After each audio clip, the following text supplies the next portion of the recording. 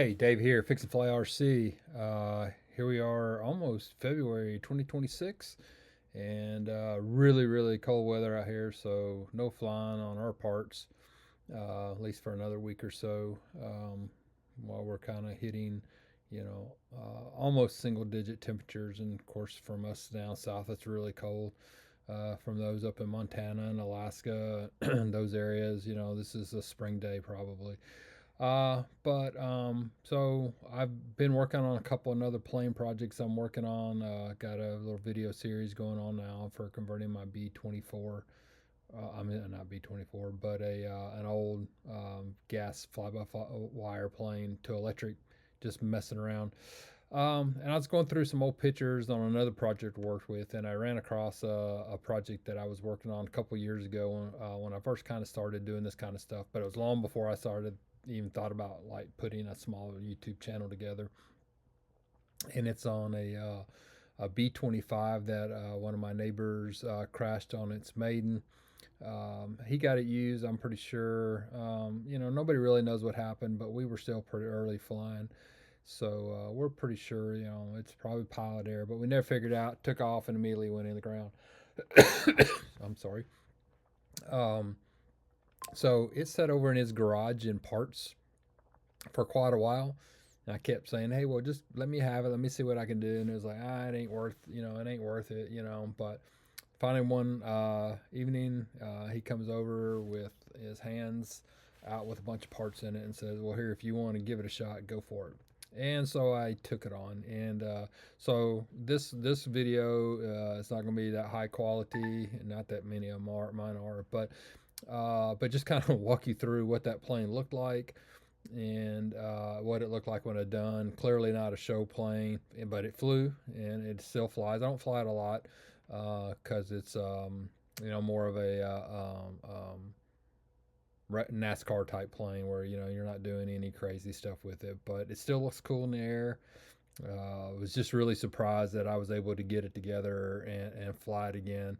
A lot of people crash one and they look bad and they just trash them, and because they either one don't want to mess with them or they just think they're beyond repair, and you get some hard-headed people that will do everything they can to make it work. So anyway, so hey, so stand by. I'll do a little voiceover on some pictures here and just kind of walk you through the process, some of the things I had to do, you know, um, 3D some things with 3D printer, making use of materials I had, which wasn't always the best material, and turned out into took a bunch of pieces of old styrofoam and created another plane that's sitting on my storage area right now and could go fly today if the weather permitted. So hope you enjoy it. As always, yeah, I'd like to hear from you if this helps anybody, or comments, suggestions, or tell me to get off the air, whatever. So enjoy, and we'll talk to you soon. Okay, like I said, we didn't get a lot of good pictures at the beginning, just kind of slightly documenting because, like I said, YouTube channel type stuff was never in my mind. But here you can see the front end and where it was broke in half there.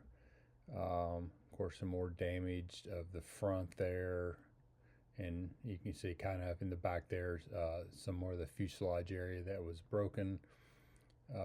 Here's another look at the fuselage. See down the length there had a pretty good section that was broken off as well. Just another view there of the fuselage. And then you can kind of see that more of the plane and how it was just kind of broken up as a whole there. Now, one thing it's always important to do when you're working on a project of any kind, of taking it apart, or any project you want to do, especially if you're going to be maybe doing it over some time, is document connections and that kind of stuff, and how things go back. So just in case you forget. So I was documenting there, started some of the electrical connections, and you can see it on the wing there. A little different way of how the wing worked. You can kind of see different than your normal servos. It actually had the servo arm, on that 90-degree arms there, then connected into the ailerons. That was, a little different than you normally see. But got a better idea, made sure I knew how all that was connected up. And then you can see here was one of the connections that I was going to have to take loose to get everything glued back together. So I just took me a marker, and you can see I marked the both the receiver and the male and female ends. And then there was another one that was similar to that one, but you see I marked it with 2 marks. So clearly now I've gotten, when I start putting this back together, I know which connector goes with what board, and quite honestly, what direction to put them back in, even though they would only connect up one way anyway. Just makes things simpler. Yeah, here's just another picture again of it being broken up. Some more of the video there being broken up. Again, just kind of seeing how things go back together. So when I where wires are supposed to run and where they don't run, more documenting just the electrical boards and stuff that go in there. Another one here, and yeah, one more. And so now you can see I've started gluing things back together. So there's that very front end glued back together, and of course you can tell the foam's in pretty bad shape, and it's old too, so it has a different feel to it. But kind of getting that glued back together, and there it is, kind of the fuselage kind of back in one piece with the front end glued back on. Just another view of that. So now we're starting to get looking back like a plane again. But what we're gonna notice is just another view there of it back together.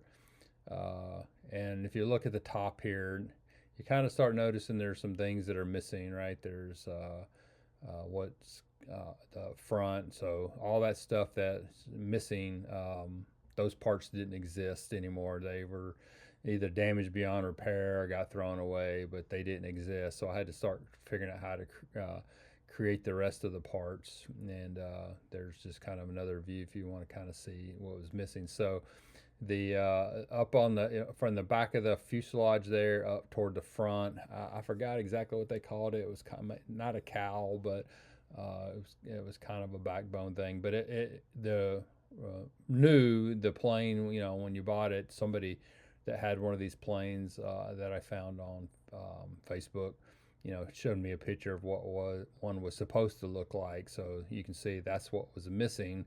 But of course, this plane was long out of circulation. There are no parts to be, found. And so here you can kind of see that plane again. This is him sending me some pictures. So you see that back hump back there. And so you can see that I'm missing the canopy as well, and this other part called a greenhouse that kind of sits up front. So I, started looking around and found out some people had some 3D files of the greenhouse and of that canopy section, not the back section there, but the canopy section. And so, I started building that. So here you see I had already gotten the canopy 3D printed from a buddy of mine that's got a 3D printer. I sent him the files, and he 3D printed this for me.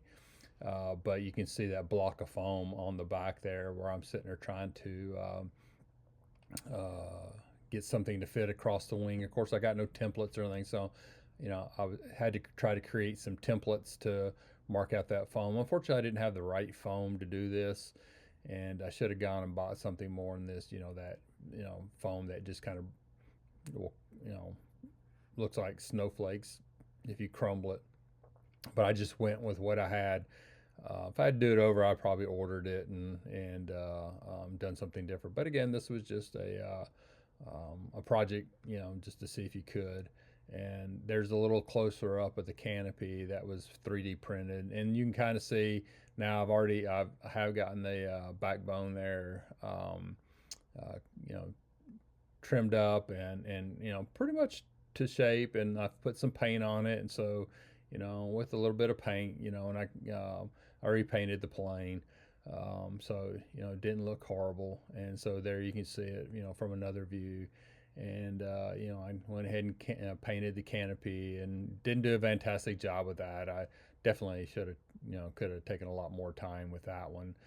Probably if I was doing it again, I've, you know, got my airbrush techniques down a little bit, and I would have airbrushed that. But in this case, I was just using a little small brush, and you know, trying to get all that taped off, and the windows, and you know, getting everything taped. That actually took more time than any of the painting or anything. But you know, again, just a fun little project. And then you can see the plane now; it's starting to come together. You know, I decided to throw a little I won't call it camo, but just a little paint on there. Again, I was just practicing. I was just getting into the airbrushing a little bit and just playing around with it, and so just having a little bit of fun there. So a little weathering, if you call it. So then we did move to the greenhouse up there, and my buddy that was doing the 3D printing, he had to, you know, took him 2 3 tries, I guess, to get this one, because the file wasn't exactly the same as the plane. So you know, I had a little bit of trial and error, you know, print one and see what needed to be changed. But you know, ended up with this version here. And then you can kind of see where we ended up with the completed plane. See the nose cone. I kind of did similar painting on there, and similar quality of paint as well. So not very good, but you know, a view from the backside, and you know, there's a view. You know, another view, a couple more views here. Little view of the engine. This is before I painted it, but just kind of what it looked like there. I did change the prop type on this one, so I had to do a little bit of work on getting the props to fit. But and you can see there, and I've, you know, now I've painted, repainted the up around the motor, and you know, attempted a little bit of weathering. Again, I think this was the very first plane I even attempted that, so quality's not good. But hey, you got to start. You got to start practicing. And so there was kind of the final product. And so again, you know, this hobby can be cruel sometimes. And you know, there's the old joke is, you know, every plane has a life, and it's just a matter of when. And you know, I see, you know, I've said it a couple times in other videos that people talk about, you know, they got 3, 4, 500 flights on a plane, and that's pretty fantastic. And I've, you know, some of the guys at the RC club that I fly at, I've seen them crash them and basically just throw them away because they didn't want to mess with putting them back together, because they didn't like pristine planes. I'm not that way. Don't care. It just becomes a little bit of a challenge to see what you can do. So like I said, this one's hanging on the storage rack. It flies, you know, and occasionally I will take it and go out and fly, because in the air, you know, you don't see all those imperfections, and it's just kind of a cool plane to watch fly around in the day. So anyway, not the best of videos to put out, but I just wanted to kind of put another one out. Is sometimes you can have what looks like a pile of rubble, and with it just a little bit of time, tenacity, you know, you can get it back together and get it back to flying again, and you learn something and you have fun. And then it's kind of like having a new car with the first scratch on it. Doesn't bother you as much if you put a little scratch here and there, because it's already got some on there. So anyway, hope you enjoy this. As always, comments, suggestions, recommendations are always welcome. So next time, Dave with FixnFly RC. See you later.